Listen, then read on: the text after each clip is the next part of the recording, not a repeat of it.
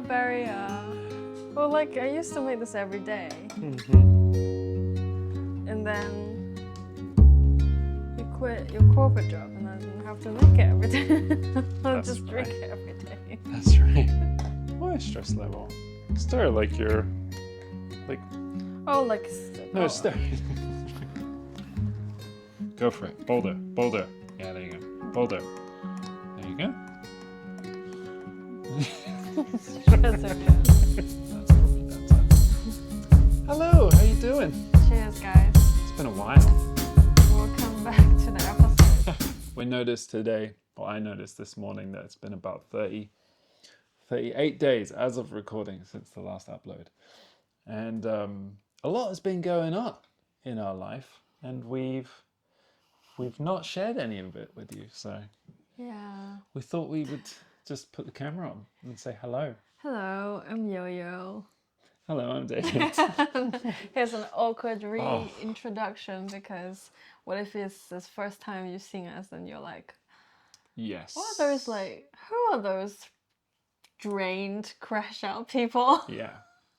It's good to always say hello for the first time, just in Hello. case.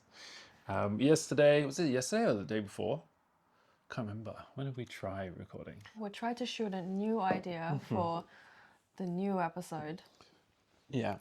and we couldn't get it to work. Yeah, I think it's the first time since we started vlogging at the very beginning That's also true. that we tried an idea and it didn't work. Yes. And so it took all day, and the footage is just us unable to do what we were trying to do.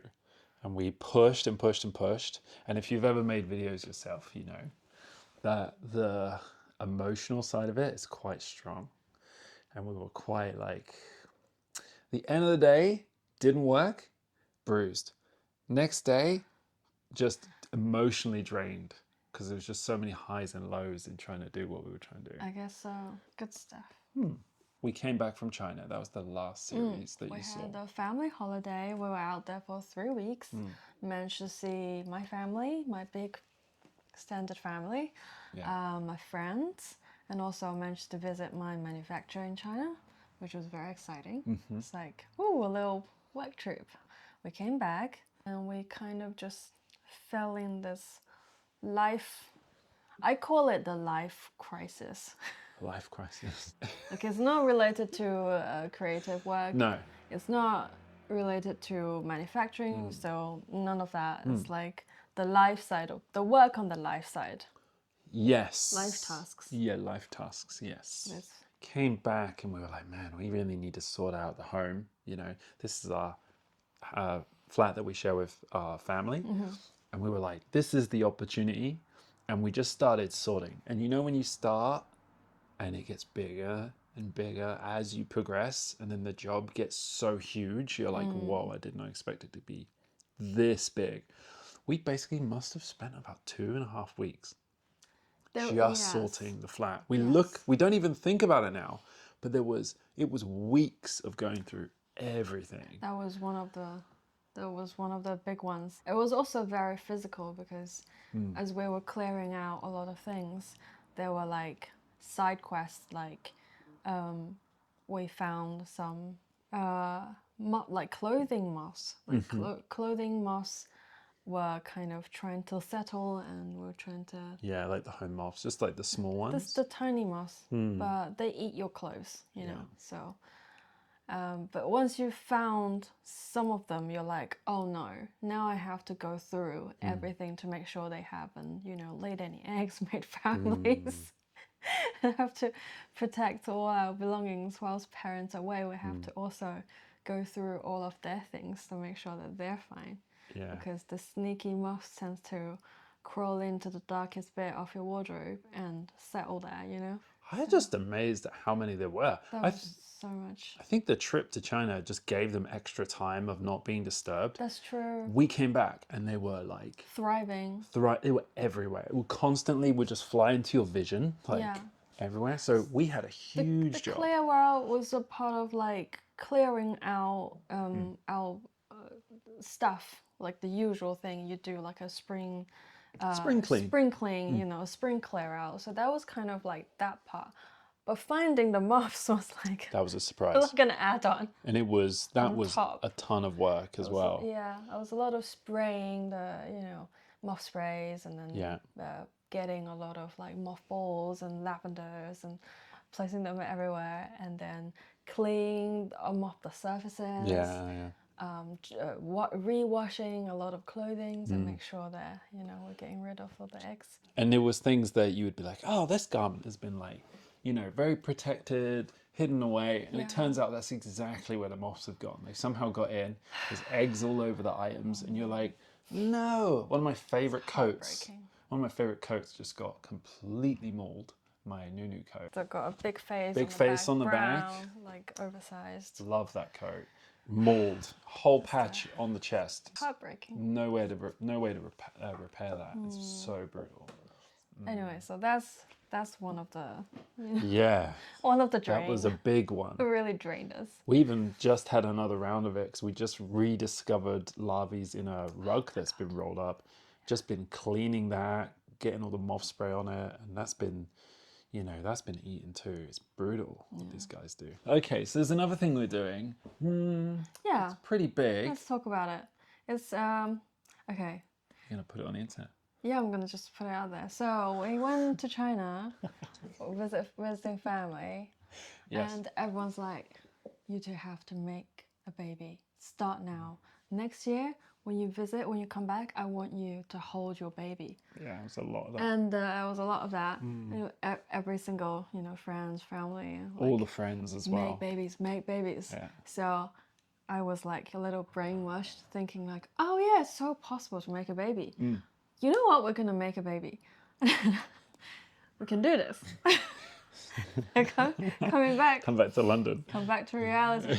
Like, oh, we don't have a place to. We're at don't have the room, you know. You know. Where could this child go? Yeah, where's this child gonna go? There's like only just crawl around my boxes. 3 rooms in the whole flat, right? One's the living room, 2 bedroom. You know, tiny place. Where is a kid gonna go? So that was a big thing because we came back strongly thinking about baby. Strongly thinking that we could have a baby. Yeah. And as soon as we landed, we're like, you know, you breathe in, breathe out, and you're like, nope. It's not possible in this setup. With what we have, it can't. If we were to have a baby, we have to have a place. And what does it mean to have a place? Buying a home in London. That's madness. It's really mad. We first started just by valuing this place to get a valuation because we thought, you know, it'd be best if we could get the whole family to move together, right? And we were trying to look at the numbers and see if or not we could live as a whole family in a bigger place, right? And that was not successful. We got the valuations and then we looked at the market. This is really nerdy house market stuff. But basically, under a certain price in London for more than 2 bedrooms is like impossible / horrible. So we're kind of in the sweet spot for having a 2-bed, but not in the sweet spot for a 3 to 4. Basically. And it was but that's like bad. Everyone's all the money adding together. Yeah, and that means adding all the money together. It's a lot of money. It would have been bad because it was our money, house money, parent money, right?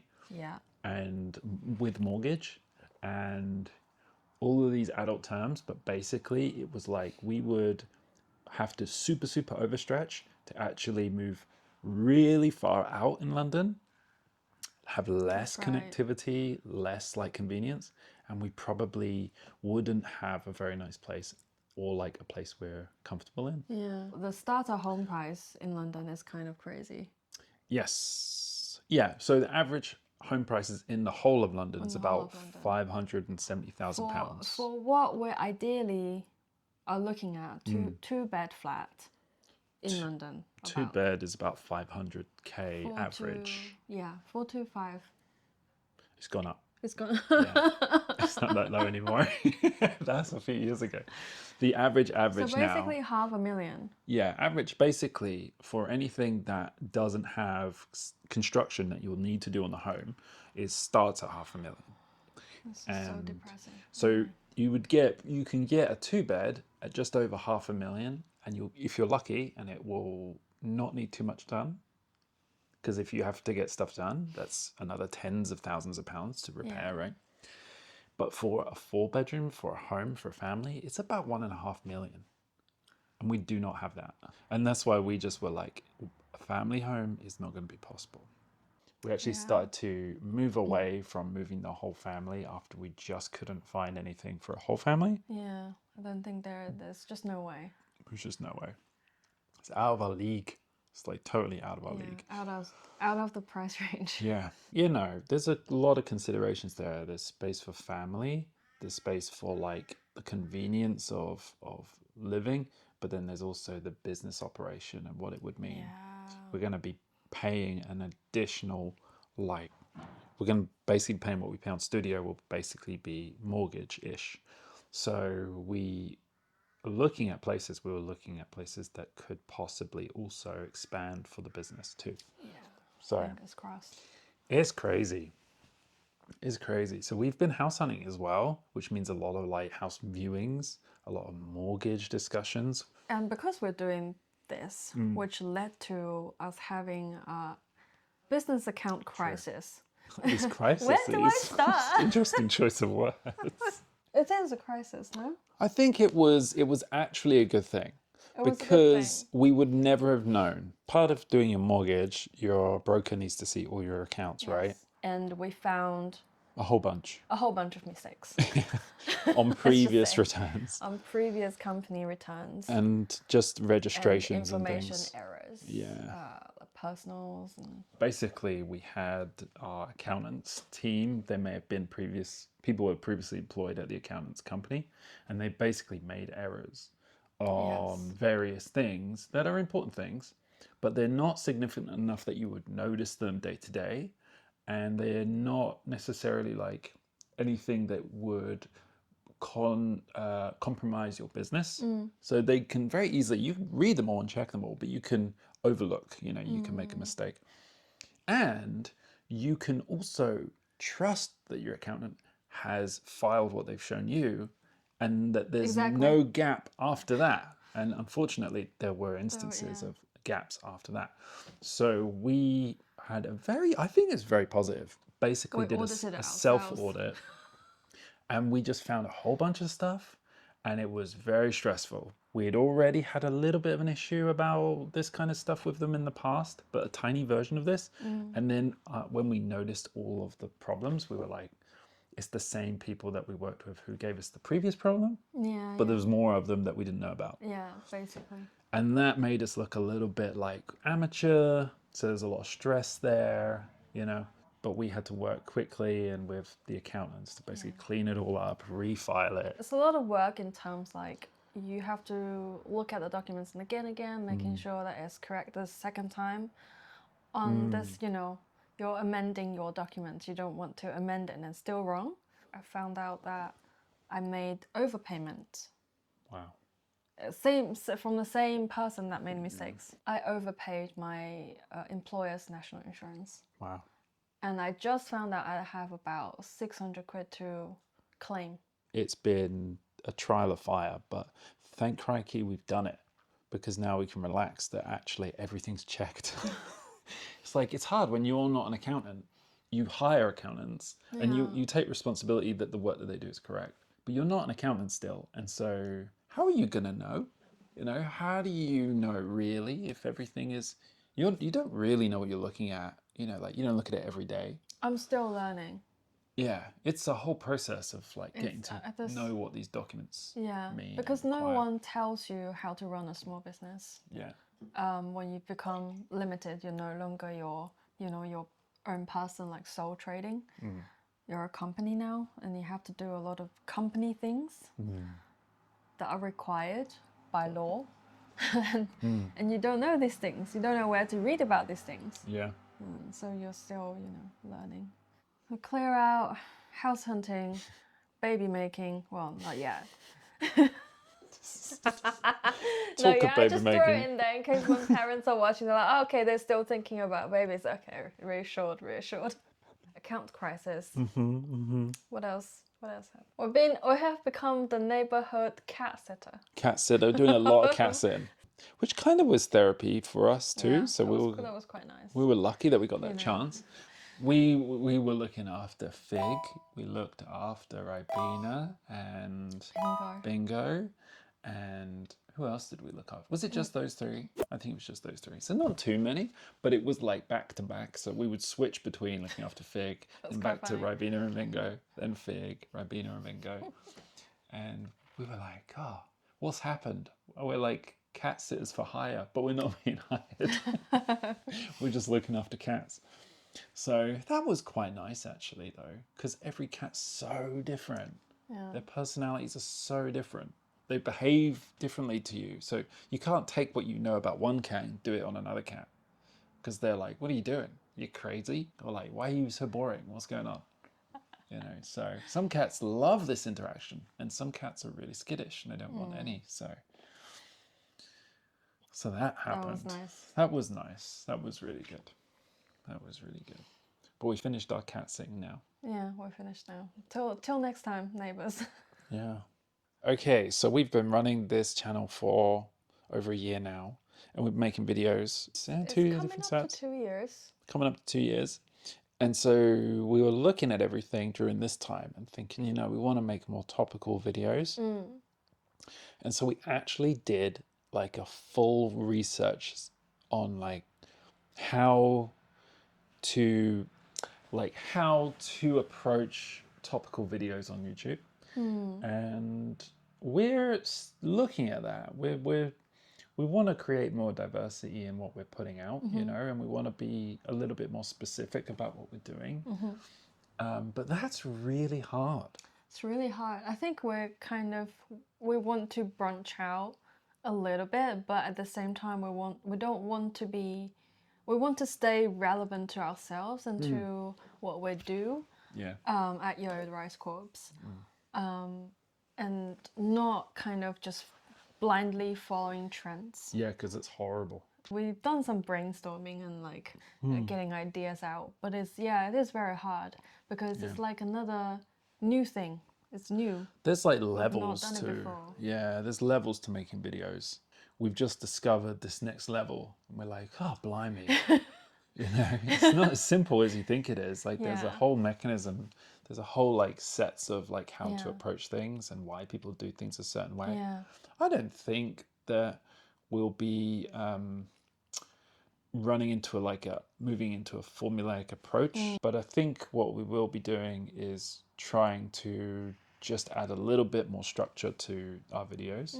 In all of that, you know, it's very easy to get lost and forget the way you work. Yeah, what's comfortable for us. Yeah. And how do we stay natural and not, you know, pretending to be something doing we're not. Something.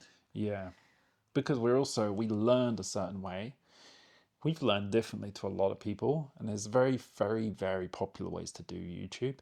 And it's like, we're not quite that, you know. We have to kind of be honest about who we are when we're making videos. We're trying to just, you know, sharpen what we're doing so that you get something a bit better, you know. Yeah. And it's a bit more interesting, you know. But after making like videos back to back, week by week, it's very easy to be too tired to think. It's true. So we tried to prepare. The burnout start to kick in. Yeah. Tried to get ourselves a sort of resource of videos that we can then go, oh, I'm really tired, but it's about this. Cool. Yeah. You know. I think we also have to find these topics interesting ourselves. That's so true. Not just like a grabbing, because if you grab an idea from someone else, it's not yours. It's not yours. Yeah. You have to pretend that you're interested in this thing. If I've seen something swing around on the algorithm and then I see a lot of the people I'm watching make them, I'm like, no. Because you watched it, the algorithm gives me will more. bring you more. Yeah. And so you get endless videos of the same thing. I'm like, why are they making it? You know, so we've just got to find a sweet spot where we feel comfortable talking about certain things that make sense to us, you know, Yeah. but will also be something new for you to see. You know? And obviously with the U.S. tariff situation, you know. Yeah, we had that too. That was Thank you, BT. BT? BT. Thank you, Big T. I call him. Oh, the Big T. Yes. Big T. Yeah, he closed office today. DJT. Didn't he? Closed office, yeah. Yeah, he's on strike. It's on strike. Yeah. So the tariffs were a nice surprise. Thank you very much, DJT. They're great. They're really good. Yeah. That caused a nice amount of commotion, didn't it? Yeah. It really drives the small Sales. business owners to work harder, you know? Like, Oh yeah, it motivates us. Gets us going. He's such a, you know, inspiration. Yeah, it's a sarcasm, by the way, in case you can't tell. Yeah. Back in summertime, I kept seeing small business owners saying that they can't ship to US. At first I was like, it's gonna be fine, you know. A few days later, Royal Mail suspended their shipping to US, and I was like, oh, you know, it's real. We have to look into it now. Yeah, that was fun. So that was fun. And we were like, phew, we found another way because we have another shipping provider. But it did mean that there's a lot of unanswered questions. But in conclusion, guess what? We're happy and healthy, right? In conclusion, we still love making vlogs. We're We're still creating. We're still making designs. We still have plans for videos. We have MCM coming up. The MCM later this month in October. We have a new collection that will, you know, after I've prepped everything, we'll be able to drop it. Who else is playing Minecraft? This one has been playing a lot of Minecraft. love the copper. Oh yes, Copper Golem. Yeah, that's a good one. Who doesn't love the Copper Golem? Yeah, that's true. That's true. So cute. Super cute. Obsessed. Yeah. Yes. I love the way it moves as well. It's like twisting. It's so good. So yeah. We will be returning to weekly vlogs. Yes. It's coming. Hold your horses. Hold your horses. And all this live stuff, it's blowing over. It's gonna be fine. It's all good. Next time you see us, we might have a baby. We might not have one. Oh my god. JK. Hey, it was nice to chat. Yeah. I didn't know I could do this. Yeah. And I will look forward to how this can be edited into a video. If It will be great. I'm sure it will. See you next time. Next time, there'll be more going on. Next time, we'll move around a little bit. Yeah, there'll be movement. Be very dynamic. You know what I'm saying? See you later. Bye for now. Oh, you're moving out of frame. Okay. Bye for now.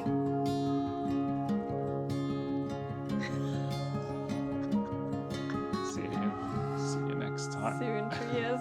See you in 2 years now.